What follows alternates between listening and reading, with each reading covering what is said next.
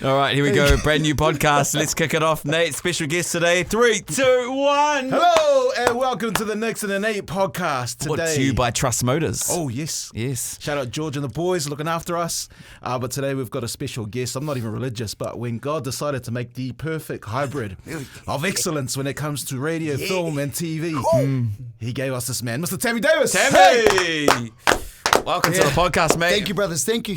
Finally, We've asked him so many times. These fellas run out of guests. You were the first on our list, but we've got the messages to prove you guys turning us down there. Yeah. No, I've been watching all you guys' podcasts, and I was going, no, I'll wait. I'll wait for them to kind of get into a rhythm. Wait for them to find. I think he's the only guest that stood us up a couple of times. Yeah. Sorry, you A-lister. Yeah, it's like remember when you're young, and you get asked it, then someone goes, "Oh, bro, hey, Sarah really likes you. Can you meet her down at the rugby club?" And you're like, "Oh yeah, and then she's there standing there by herself, and you're around the corner going, "Fuck, should I go and talk to her?" It's exactly the same. Exactly the same. Should I? Nah. And then for the rest of the week, she's angry at you until she goes out with like your best friend. And then you all end up in one room, and then it's happy ever after. Oh, Yeah, exactly. How many people in the room? I was just trying to bring it back to the podcast. We're all in one room now. Happy families. Yeah. All going out together and threesome. There's a lot of those in the film and TV industry, eh? Oh, what's it like? Just sexual escapades. Well, this is the thing. But I was talking to Nix about this the other day. Oh. Excuse me. No, I don't know how we got chatting about it, but I told you about that. Remember, I was kissing that girl. Oh, Remember I was kissing that girl on set. Outrageous Fortune. What was it? There was the Christmas special of Outrageous Fortune. Yeah. And I was there, bro. And like so they were like, "Oh, Tam." So I had to kiss this girl, and like my character never really got, because it was Anthony Starr's characters, right? He was the one who was always shagging the chicks, and I was always there going, "Bro, don't do that, don't do this." Anyway, at the end of the second series, Munter gets this moment. Bro gets this moment, and they turned up, bro, with this Russian chick, bro, bolt-on boobs, like those great bolt-ons, bro, and like, and she was gorgeous, bro. She was hot ass. Yeah. Anyway, we get to the scene where me and her make out, because I'd seen her kind of on the beach and shit, during the episode, and then we get to the point where we're making out, bro, and then they were and action, and I turn around, but we start pashing, bro, and cut. Keep pashing her. Keep pashing her. Tammy, we said cut. Tammy, cut. Oh, bro. Yeah. Oh, wow. Did she stop and you were still going? Or? Oh, bro, no, we were both going. And then I was, I think we need another take, we need another take. And then the same thing again, bro. It was like episode 2 it was episode 2 of season 2. Whoa, slow down. Was the last episode of season 2. Last episode. The Christmas special, So if people want to go rewatch that, you can see that moment. Yeah. But it was saying, like just back to your question, there's, like, actors are very kind of touchy-feely people, and so it's quite easy to feel uncomfortable or get a little bit jealous around if your partner's with you, because I'll see actors that I haven't seen for ages, bro, and just walk up to them, and especially the girls, they'll kiss you on the lips. It's not like a side kiss, it's a "How are you, bro?" and stuff. That's crazy. And bro, the missus is like, "Why the fuck why is she kissing you on the lips?" I'm like, "Oh, babe, we're just actors. It's just, it's just kind of what we do." Are you sure? Yeah.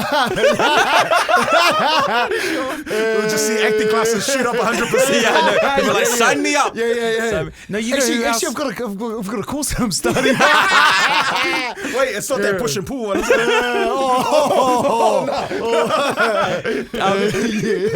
It's not just actors, it's TV in general, because Susie Cato kisses on the lips when she meets you. Yeah, she's a lip kisser. Yeah. So it must be a TV thing. It's just it's basically a freebie, bro. You get a freebie, and that's kind of, you can kind of, you can dine out on that for as long as you want. Yeah. You know what I mean? If your missus gets jealous, go, "Well, she kissed me. It wasn't me, babe. I went to kiss her on the cheek and stuff, and shit out, And then my tongue ended up in her vagina.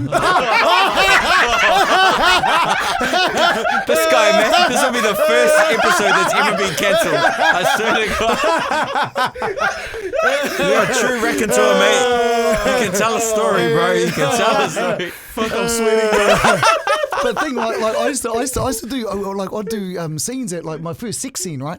I had to do these sex scenes, bro. Where? On Outrageous Fortune. Oh, true. But these sex scenes, and I turn up, bro, and like there's this, no shit, bro. Turn up and there's this chick there, and like because the sex scene in series 1 or 2, I can't remember what it was, there was a relationship that happened. Munter cheats on Casey, which is Nicole Whippy's character, and it all kind of, there's a bit of drama around it and stuff. Anyway, when we so it was something like a year later or something, another season. I turned up and they went, because it was just implied that he cheated, whether he did or he didn't and stuff, and so it was kind of implied. And then when we got to the next season, they went, bro, you're actually gonna have a sex scene. And I was like, oh, okay, sweet as. Anyway, bro, I thought the same girl from earlier was gonna turn up because she's an actor. You kind of get, there's a bit of a vibe there. Yeah. There's a bit of chemistry's a rapport there. yeah, bro. And you get to know somebody and kind of feel safe, bro. Get there, bro. And honestly, mate, it was some chick, bro, who was like a stripper. No shit. She's a stripper in town, and stuff, all right? And she just turns up and I was like going, hey, who's this? Yeah. Who's this? And they went, oh, bro, she's coming in for the scene and stuff. And I went, bro, I've never even met her before. And honestly, bro, there were no rehearsals or anything. She just turns up. Anyway, I'm like, so I'll go over to her and I said, oh, hey, so, in order to make the scene pretty real and stuff, I'll probably kiss your neck and, around you or, around the boobs and things like that. And she goes, just do whatever you want. And I was like, whoa, hey. Hey, are you giving me a free pass? Oh, cuzzy. And then of course, I'm doing the sex scene with you, bro. And just hoeing into it, right? I was just getting right stuck into it, bro. And then they call cut, and I look up, bro, and the old camera guy's there, and he's just just looking at me, like, bro, what are you up to? But then think, bro, it's like you give it a yaw because you want people to believe in the characters, right? Yeah. And then, bro, honestly, those scenes would air, and my missus would get phone calls from her mates. Did you see that fucking arsehole on the TV last night? But it's part of the job, right? Yeah. Did you see him? He was right into that. He's fucking, you need to talk to him and shit. And I'm going, well, if that's the reaction, then of course I'm doing a good job, right? Fuck off. Yeah. This guy, just makes it. Hey. The ultimate gaslighter. Yeah. All my other scenes were shit. Yeah. But those scenes I really concentrated on. Is it the best time in your career so far? Is Outrageous Fortune? Oh, I think it's, bro. Any actor in New Zealand would be stoked to be a part of something successful. Yeah. Because we don't, for one, we don't celebrate the arts enough.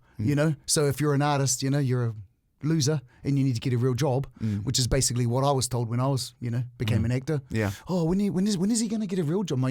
All my aunties and uncles would ask my mum, and then you get some sort of success, and they're like, oh, can I come to the movie premiere? Can I come with you to the thing? And you're like going, but you're the guys who were begging me when I was saying. I mean, some part of it is also as a challenge. I think they kind of like going, are you? They're going, oh, when are you going to do this and this and this in order to see whether or not you are really invested in what you believe in. Yeah. And so did it have to take for the success to happen for the family to back you? Well, I think a part of it, because so many of our whānau, especially my mum's brothers and sisters and stuff, they come from that generation where education is important, and find a 9 to 5 job. Oh yeah, but also a lot of my aunties and stuff have like law degrees, and that generation, they were like in it, man. There was a lot of pressure on them to really kind of embrace the Pākehā world, and what it really had to offer, and education was a massive part of that. And how far did your education go? Sixth form, cuss. Yeah. What school? Sixth form. What school? Ngāta Boy College, Māngere. Oh, no way. Yeah. It's changed names now, eh? What is it now? It's Southern Cross. Southern Cross, yeah. Well, it was, while I was there, it was Ngāta, and then it changed to Southern Cross while I was still there. So what year was it? 1993, 94, 95, I think. Or We were just down the road at La Salle. Oh, yeah, De La Salle, yeah. What's the origin of why they changed the name? Don't say it was colonisation of it. No, I'm not sure. It was. I think the Māori unit wanted to be its own unit. Oh, okay. So they took the Ngāta Boy College, and Ngāta Boy, the Kura Kaupapa is still there. Is still there. Yeah. And they've built a new building and everything there and stuff, and they've got their own space there. I didn't realise you were a Southside boy. Yeah, bro. Well, I didn't grow up in South Auckland. Yeah. It was just when my parents moved to Auckland and my parents split up, we moved out south. We first went to Manurewa, Yeah. I did my first term of high school at James Cook. Oh, yeah? Yeah, James Cook out in Rewa. true. And then my mum remarried and stuff, and we ended up in Mangere. Man, you would have picked up a lot of, I guess, content from those days to use later on in life. Well, it was actually quite bro, to tell you the honest truth, it was scary, bro. It was scary because I'd come from a small town, you know, where I knew everybody, and you know, you kind of. You know, if you're at home and no one wants to give you a hug, you go next door and someone will, you know what I mean? Yeah. Those sorts of, you know, and then my grandparents were there and my aunties and uncles and my cousins, and I grew up with everyone I knew, bro, you know, and a lot of them were whānau.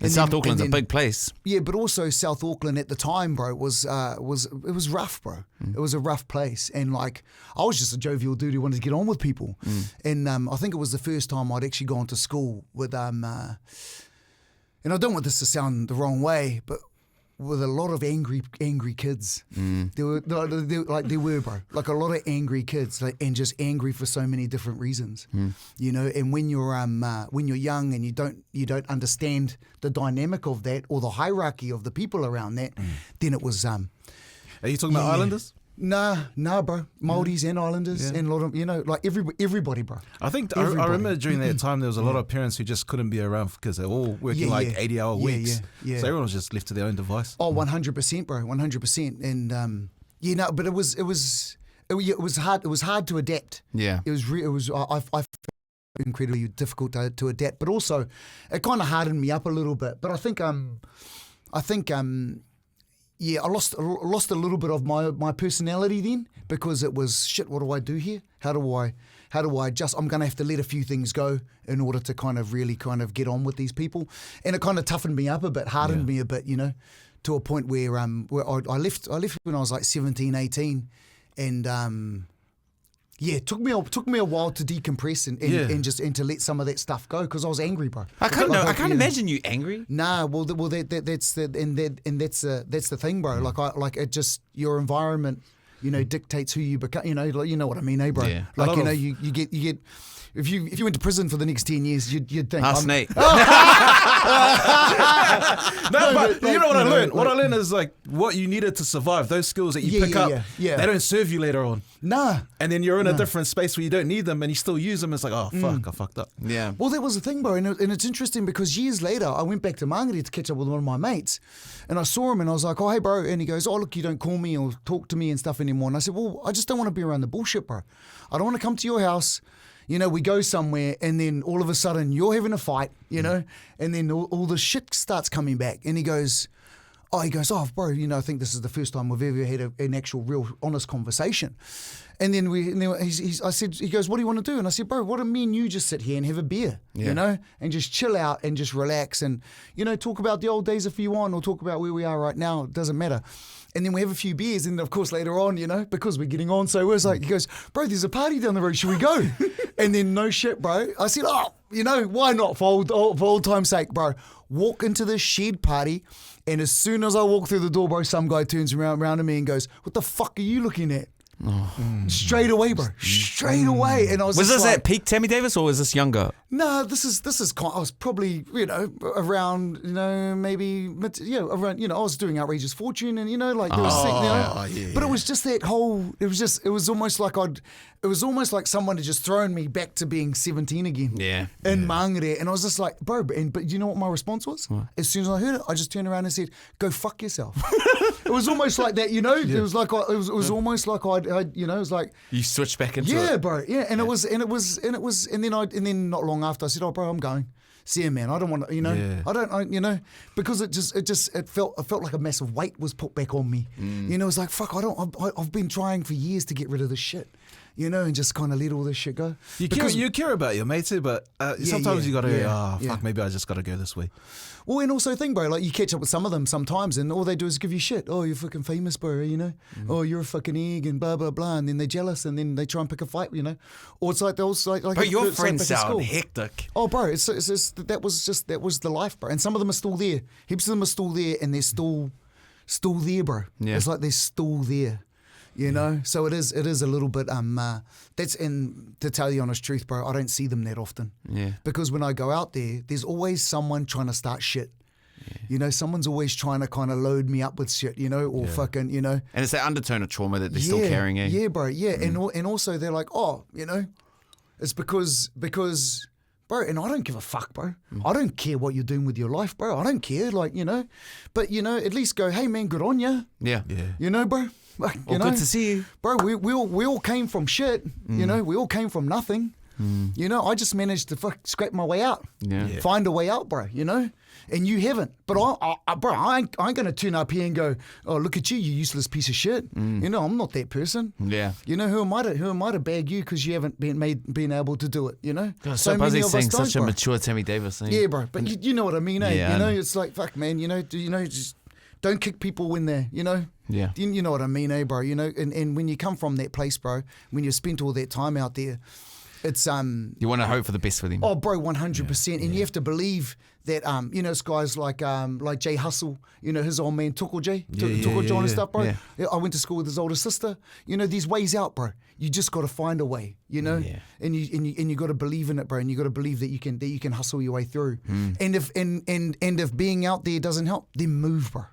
You know, move, get away from those influences and stuff. Get away from the people who keep dragging you down. But, you know, You moved around a lot at the too, same eh? time, you know, you can't pick your family. You can't pick, you know, you can't true. pick your family. You can't pick all your friends and stuff. You know, there's always going to be those brothers around you who I think sometimes are there just to kind of ground you and keep you real. Yeah. There's a lot of guys our age, because of that whole reason, won't celebrate anything good that happens. You know, something good will happen, you'll achieve something, you just, no. Just keep it quiet. Yeah, well, it's, you know, you've learned that thing, and you know, bro, I was like that for ages, and then you get to a point where you're like, you know what, I deserve to celebrate my wins. You know, I deserve to celebrate my wins, and I'm going to stand on the highest mountain, man, when I win, and I'm going to let everybody know, and I should be allowed to, bro. You know, we shouldn't have our friends and our whānau and people who know us go, oh, look at that guy, far out, you know, talking about himself again. You should be there going, far out, the bro's made it, man. I'm going there too. Yeah. You know, I'm going to, far out. Actually, he's turning around. He's looking at me and he wants me to join him. You know, am I going to go and join? Am I going to put the pressure on myself to go and join him? And, you know, do I want that too? And, you know, and sometimes it's scary for people, you know, successes can be scary as well. Because the thing for me, bro, when Outrageous Fortune, that was when it was. Because I was accepted by everybody. My character was accepted by everybody, bro. And when you're accepted by the whites, no, this is the truth, bro. We know when white New Zealand accepts you, you're good. Yeah. Bro, I could do anything I wanted, bro. White New Zealand, I was like, bro, I could have gone to Christchurch, bro. I could have gone to Christchurch. And then he knows, I really made it. Bro, and walk through the quad in my undies, and everyone, Tammy the man. He the man, you know? Yeah. Yeah, bro. It is actually, bro. it's jarring, but it is the true thing. Yeah, bro, and it's and it is, but that's exactly what it is. You know, when white middle class New Zealand accepts you, and it was thing, bro. It was the character I played. Everyone knew who he was. Everyone had a mate like that or a friend like that and stuff. And so, but it was also like when I got the role, I turned up there and they went, oh, you know, Tammy, blah blah blah, and you know, this is the character and stuff. And the director was concentrating on the main cast, you know, the family, and because of me and Dave Farney and you know Nicole and all them were just you know off the side, we were guest casty, you know, like you know co-leads type scenario, and so they weren't really looking at us, bro. And so I went to the stuff like going to get my makeup done, and that lady goes, oh, we're going to put like a spider web on your hand and like a dagger and a snake. And I went, how old is this dude supposed to be? And they said 20, 21. And I said, man, you're talking about my uncles and stuff, you know, who have like stuff. And so I went into town, bro. I went to see my mate, Inia Taylor from Moko Inc. Oh, And yeah. I said, bro, what are the kids putting on themselves these days? And he goes, bro, I just finished doing this. Grabs this kid's arm, bro. It was an Asian guy, and he'd just done Criminal on the inside of his arm, but like real cool. Like look cool as Criminal. And I went, bro, that's the shit.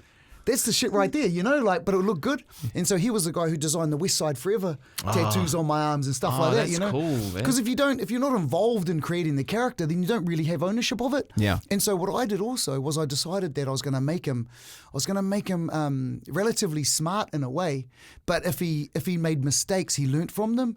And then of course Ant Star played two characters, and the character he was playing of Van was kind of, no disrespect to him, was quite dumb and a little bit kind of basic, which kind of allowed me to take it. I was going, holy shit, if he's going to do this. You were like street smart. Yeah, and I was like, great, so if I do this, there's a balance here, with our relationship. And it paid off for me, bro. Yeah. Really, really paid off. So, I I take pride in the fact that I was able to kind of, mold that character. A timeless character, eh? Yeah, bro. It is timeless, man. Your vest, your denim vest is still hanging up at the studios. Is SPP. Was yeah. there any kickback from the Māori community with Munter's character? No, not really. Every now and then, bro, I'd go out for a few drinks and someone would come up to me, and just say, hey, bro, hey, how's it? And they go, Munter's like a pisshead and a druggie and all this shit, and when are you going to play characters that praise Te Ao Māori and stuff like this? And I would always say, hey bro, do you know how hard it is to be an actor in this country? Can't we just celebrate the fact that I'm a part of a successful show? Can we do that part first? And then whatever I do with my iwi and my whānau and stuff, can we celebrate that stuff? The shit that you don't see and separate it out. I mean, I can't. What do you want me to do? What do you want me to do? To start speaking Māori on screen and no one knows what's going on? Just people have no idea, bro. But it was always these university dudes who were doing a thesis, bro. Around Te Ao Māori and stuff. And it's like, bro, go out in the real world.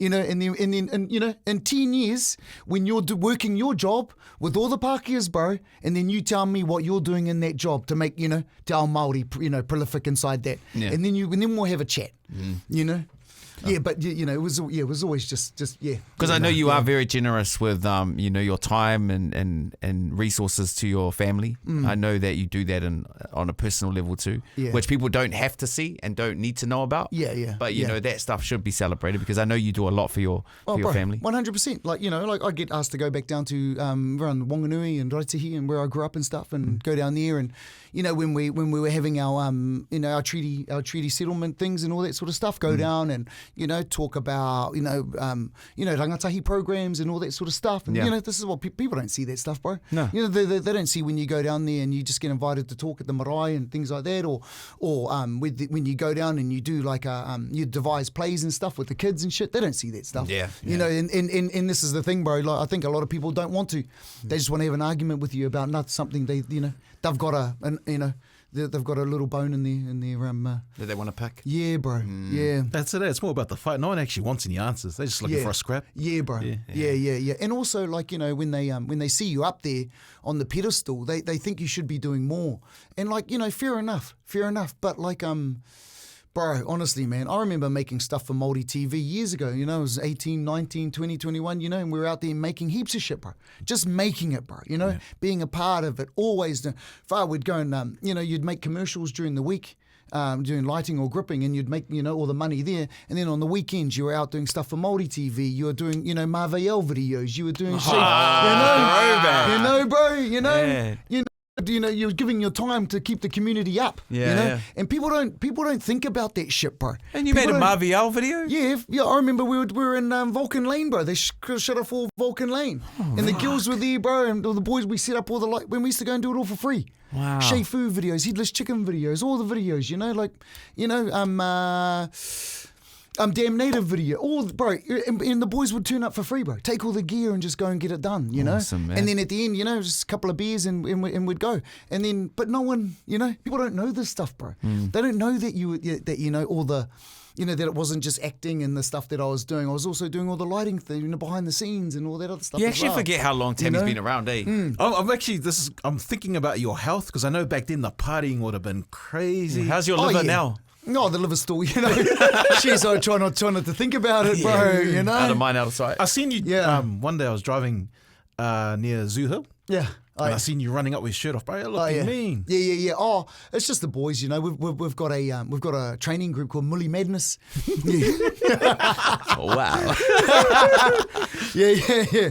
Mully Madness with all the boys, and so Matt Aitui, he's our coach, and he just puts up. Oh man, he's funny. He just puts up those inspirational videos, on our chat, Like David Goggins. Yeah. It's just all these people, It's like, I ain't gonna, I ain't making any excuses today. Who got me here? I got myself here, all that sort of shit, like real hardcore stuff.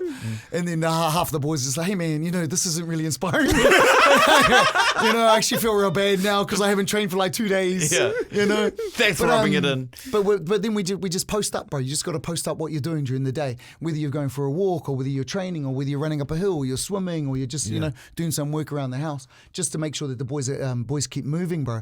I was buzzing out because you were by yourself and you was just gunning it. Bro, funny story, man. So I train after work, right? And all the other boys, they catch up as a group and they train in the morning. So around 5:36, right? Anyway, on Friday, there's a just down the bottom here. There's that cafe around by the wharf there. West Haven. No? Yeah. There's that little cafe there. It's actually quite a cool one. And so all the boys would park there, and then they go around. They go under the bridge and up and down Curran Street for 40 minutes, right? Yeah. Up and down Curran Street for 40 minutes, and they walk back around and have a coffee at the thing. Anyway, one morning, I was like, fuck, I had Friday off. And I was like, oh, sweet, I'll go and train with the boys. Bro, get down there. And I'm like, walk in there. And I was like, cheer the boys, what are we, thinking I was a bit late or something. Where are the lads? Maybe they've already started the run. Nah, bro. They're in the cafe having coffee and scones. And I was like, training my ass. I was like, how often do you bastards do this? And they went, Tembo, every now and then. And I was like, so when you guys post up a post training run, half the time you have fellas haven't even gone for a run. Well, Tembo, sit down, brother. You want to score? No.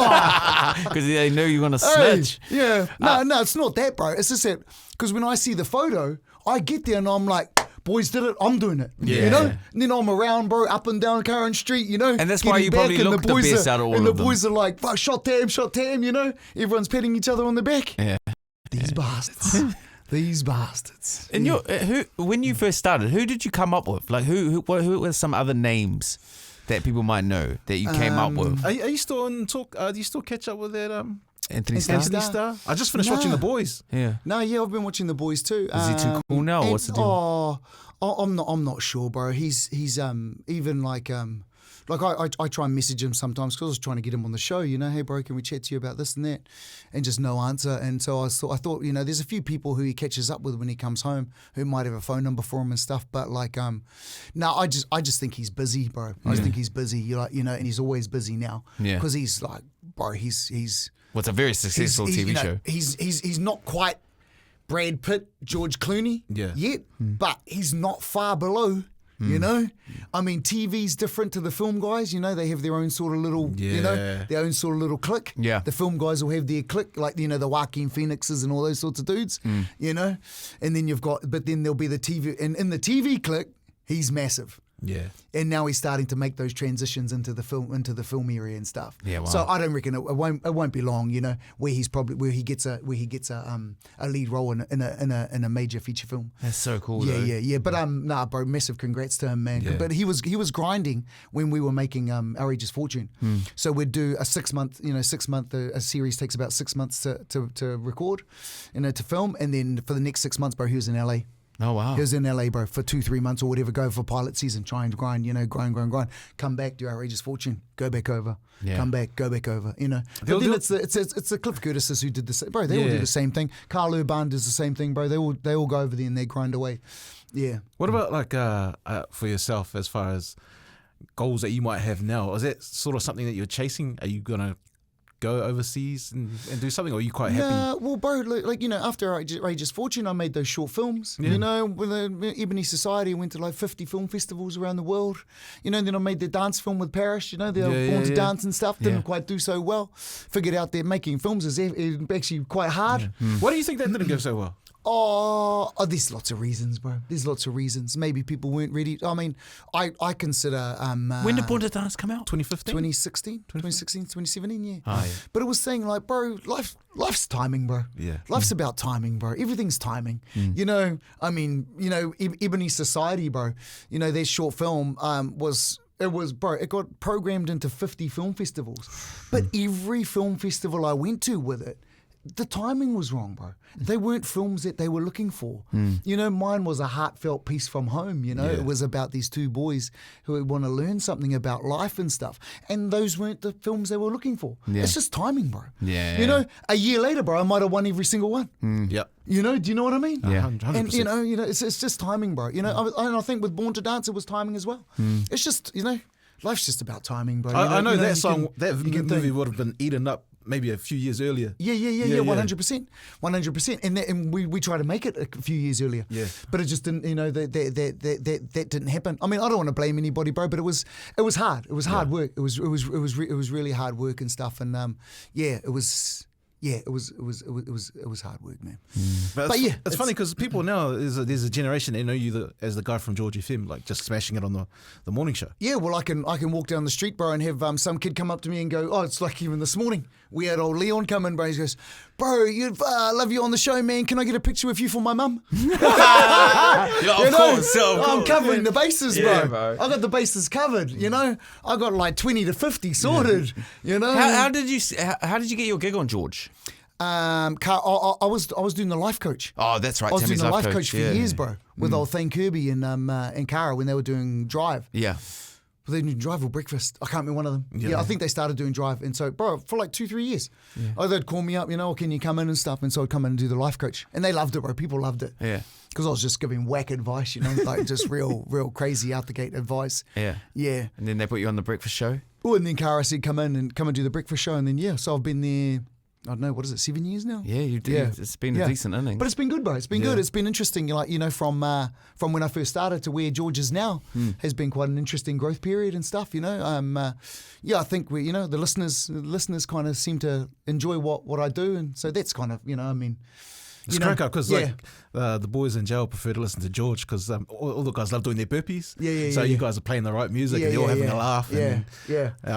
Cheers, boys. Thanks a lot. They won't be listening to this unless they've smuggled a phone. But it's quite funny, because like, bro, I was at the Morningside Tavern a few weeks back with General Lee. They had a little gig on and stuff, and I was just sitting there talking away to a few of the boys, bro. And then this island dude, bro, 6'4", massive dude, bro, walks over, texts me on the back because I've broken off a word. I was going, fucking.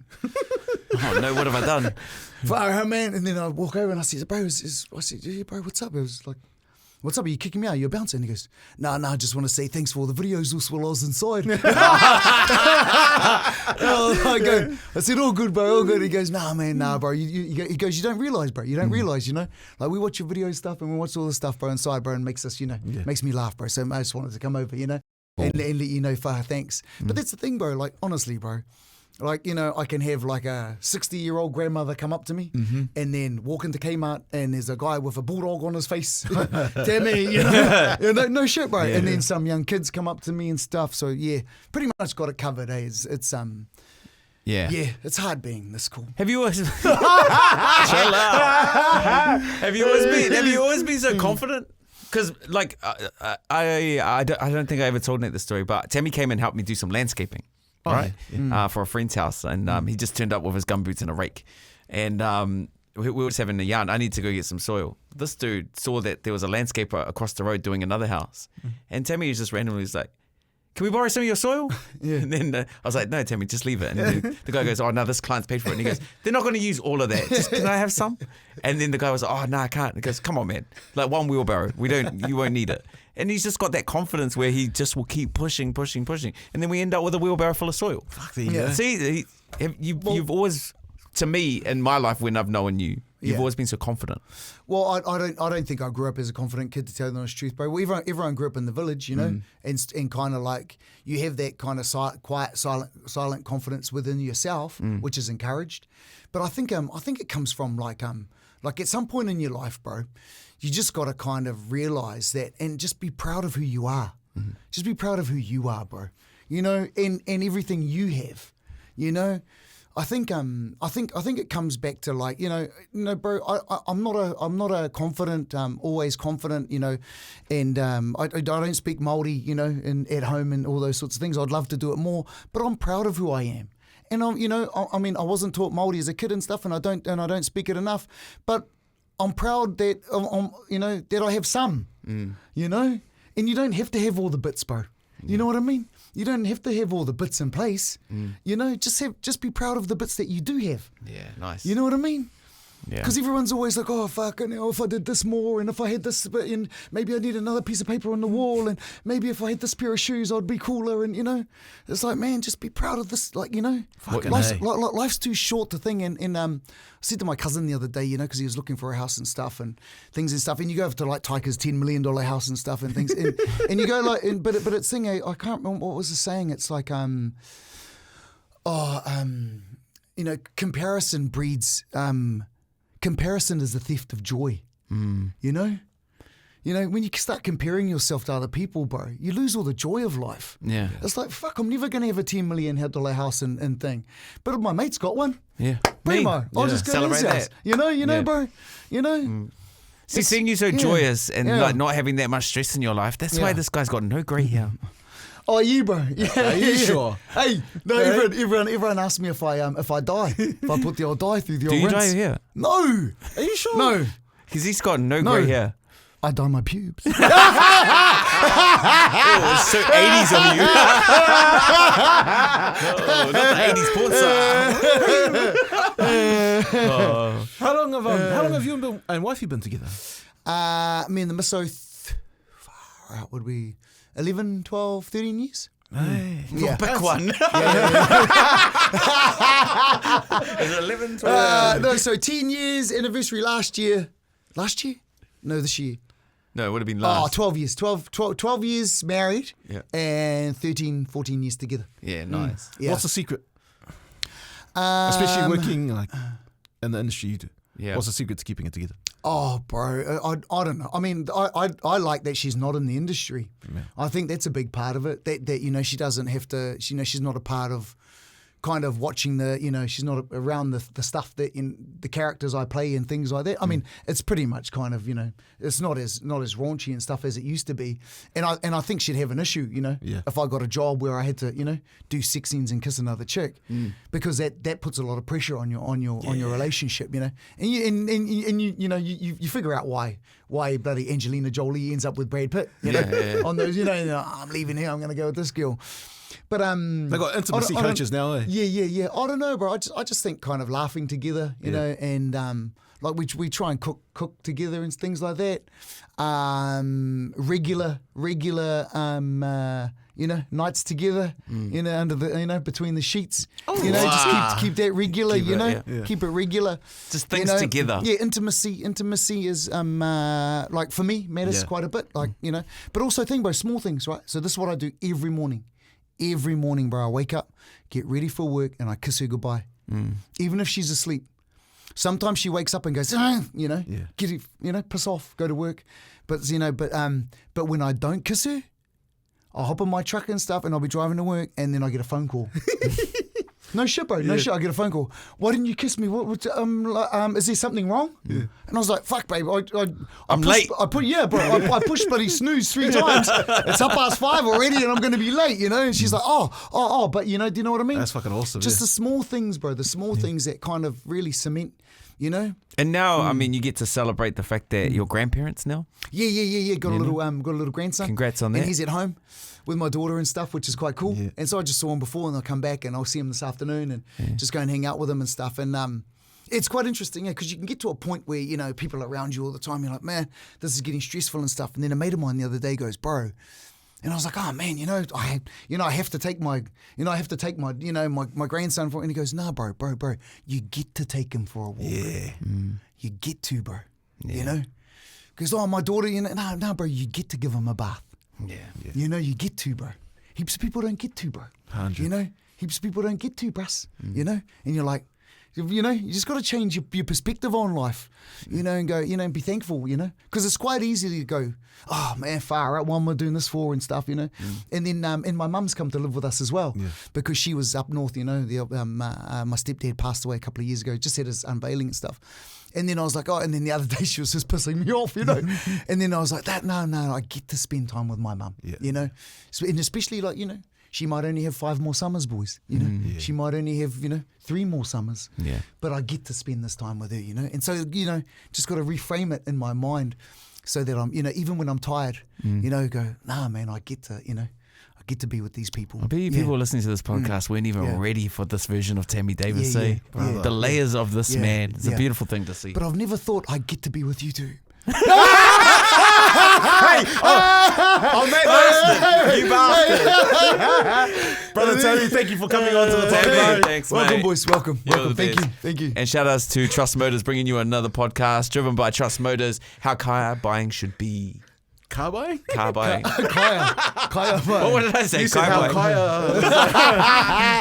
Kaya. Trust Motors, you're good people. Tammy, you're even better. Thank you so Thanks, much, boys. mate.